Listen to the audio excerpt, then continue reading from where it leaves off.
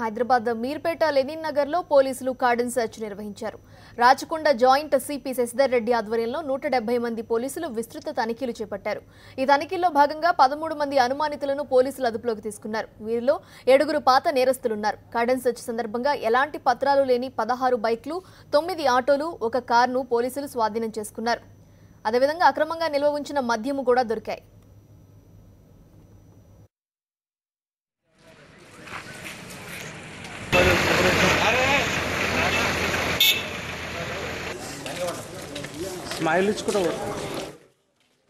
ఒక additional ECP, 7 ఏసీపీలు, inspectors, SS మొత్తం ఒక 170 మెంబర్స్ వరకు కార్డన్ సెర్చ్ నిర్వహించడం జరిగింది. దీంట్లో ఒక 13 మంది సస్పెక్ట్స్ని అంటే అనుమానితులను పట్టుకోవడం జరిగింది. దాంట్లో 7 పాత అఫెండర్స్ అనమాట, ఓల్డ్ అఫెండర్స్ ఉన్నారు ప్రాపర్టీ అఫెన్సెస్లో.